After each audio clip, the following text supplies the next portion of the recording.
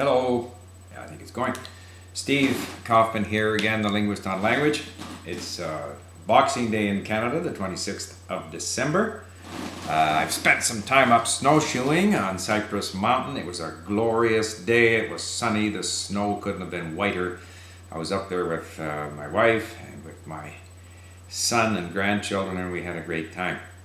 What I want to talk about here is bilingual texts. Why do I want to talk about it? Because it was raised by Ilya, who is one of the regular contributors to our blog at the Linguist on Language. Always has penetrating questions about language learning, and he's also someone who is designing his own software for language learning. And it's also something that has been discussed on this site that I sometimes go to called howtolearnanylanguage.com. And the subject of the discussion, certainly at How to Learn Any Language, was that one way to learn a language is to get a hold of a bilingual textbook.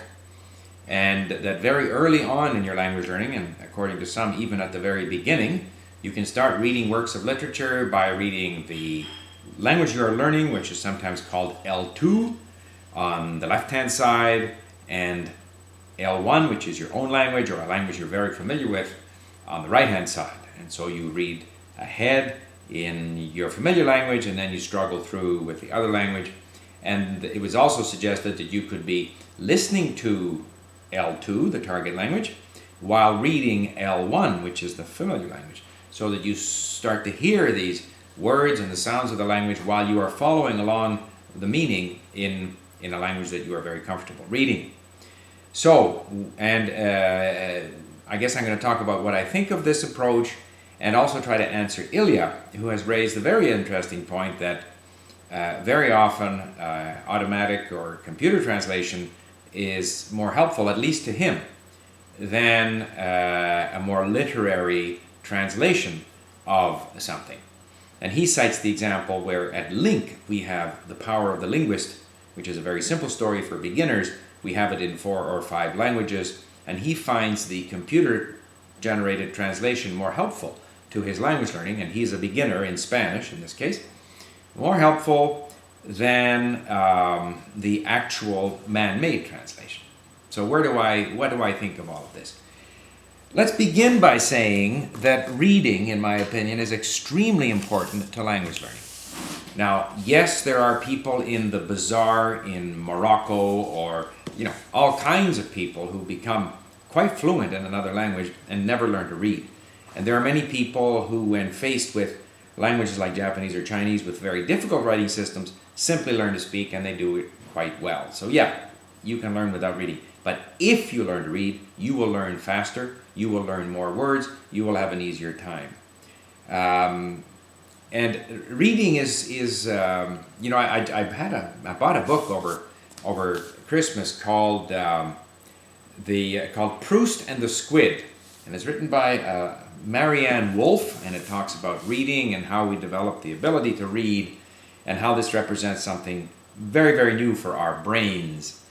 And she points out how Proust says, a famous French writer, that when we read, we have that tremendous opportunity to communicate with people from another time and place, even sitting in the solitude of our own room.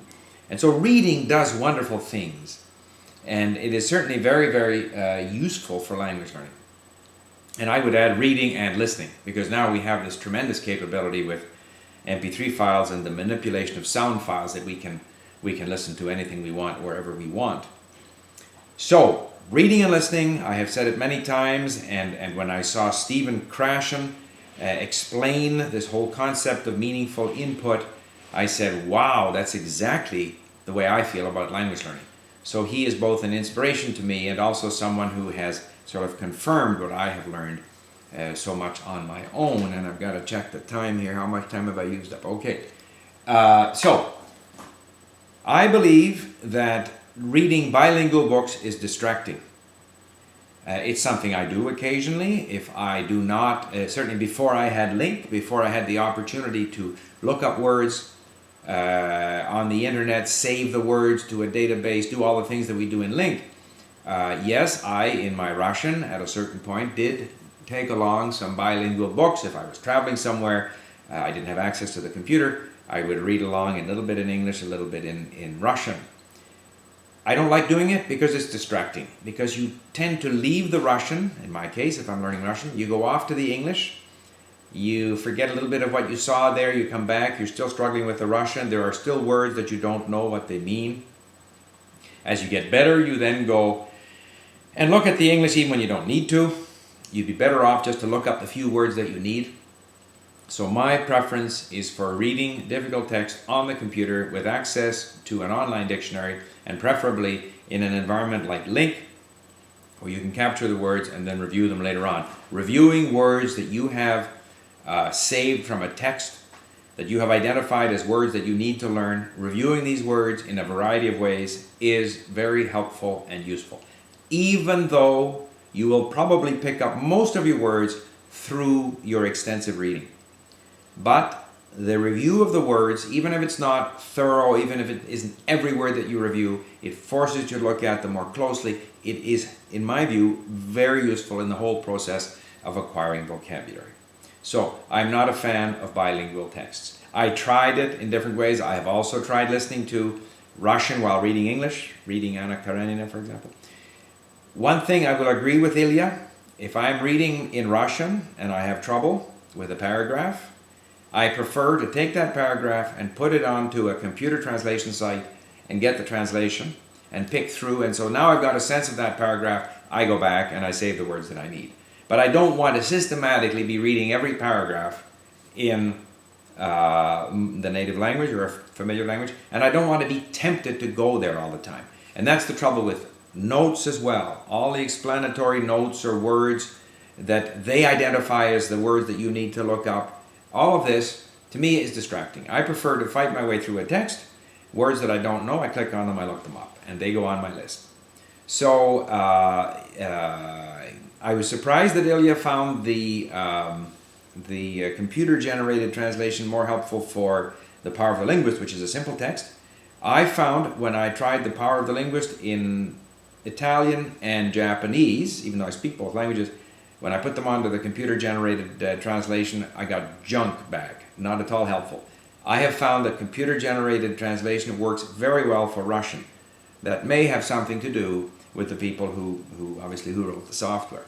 So, where do I stand on this? Bilingual texts, it's a matter of taste. Some people like them. It generated a lot of interest at how to learn any language.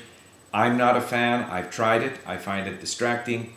I prefer to get into the language that I'm learning, stay in that environment, try to read it, listen to it, and I only leave that language when I know that I need help. So I decided I need to look up that word. I decided that I have trouble with this paragraph, and I go outside and get help. I should add that even if you don't 100% understand the paragraph, it really doesn't matter. Look up the words, you looked up some words, you still don't understand it, I just plow on. And eventually, 2 months later, I'll read that text again, and I will understand it. So, there are lots of bilingual texts available. It's a little more difficult to find them. That's another thing. It's much easier to find texts which are not bilingual. And there is so much help now on the internet that I personally think that's the way to go. So Ilya, that's an answer to you and to your question, and I look forward to hearing people's opinion on this. I'm also going to answer another of Ilya's questions, which has to do with how to use this sort of recording of word lists from LingQ. But I'll deal with that in a separate podcast and webcast. Thank you very much for listening. Come and visit us at lingq.com LingQ, or The Linguist on Language, of course, which is thelinguist.blogs.com. Thank you for listening.